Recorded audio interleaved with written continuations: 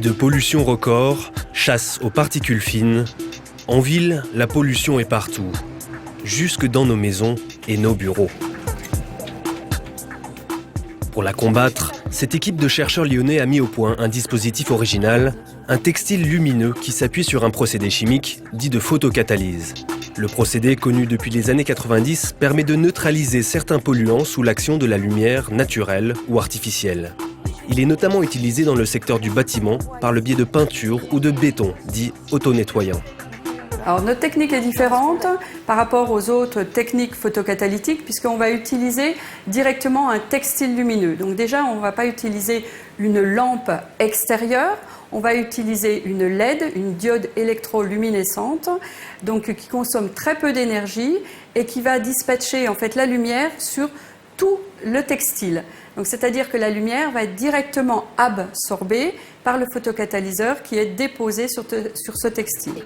Voici le fameux photocatalyseur. C'est une ressource qui a l'avantage d'être abondante et peu chère. C'est du dioxyde de titane qu'on va mettre en suspension aqueuse, donc avec un mélange d'autres solvants. Notre tissu va être baigné un certain nombre de temps. Après l'avoir enduit, on va le faire sécher de manière verticale pour permettre l'accroche donc du photocatalyseur sur la surface. Contrairement à d'autres technologies dépolluantes, ce textile peut fonctionner à température ambiante, sans ajout d'un réactif supplémentaire comme l'ozone. La recherche continue pour mesurer l'efficacité du textile sur les différents polluants. Parmi les cibles principales, les composés organiques volatiles nocifs pour la santé, libérés par nos pots d'échappement, mais ils s'attaquent également à certains résidus présents dans l'eau, tels que les pesticides ou les traces de médicaments. C'est ici, dans cet atelier, que l'équipe vient chercher ces échantillons textiles.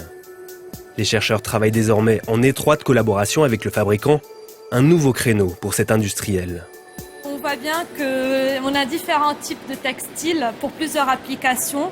On voit bien, là c'est une application de décoration qui change de couleur. Le textile, c'est juste pour décorer. Comme on peut voir aussi un autre type de textile qui peut être utilisé pour la dépollution. Ces derniers mois, les équipes multiplient les contacts avec les industriels pour tester leurs dispositifs sur le terrain. Potentiels bénéficiaires, les agriculteurs, les hôpitaux, toute activité susceptible de générer des polluants ou de les gérer, comme ici, en périphérie lyonnaise. Nous, en termes de photocatalyse, on va venir traiter plutôt en fin de chaîne, donc ça c'est l'eau claire. On va venir enlever tout ce qui est polluant en forme de traces, donc médicaments, pesticides. Ce qui nous manque aujourd'hui, c'est qu'on travaille en petite surface sur des volumes laboratoires. Et il faut qu'on passe à l'échelle supérieure, donc à l'échelle industrielle, pour traiter de gros volumes avec de concentrations un peu plus importantes. Et donc il nous manque le passage à l'échelle pilote. À l'heure actuelle, ces résidus, quand ils sont présents dans les eaux usées, ne sont pas traités et sont donc rejetés dans la nature. Cette technique pourrait ainsi s'ajouter aux dispositifs déjà existants. Mais au-delà des applications purement industrielles, les textiles lumineux photocatalytiques pourraient aussi investir nos intérieurs et purifier un jour l'air de nos maisons.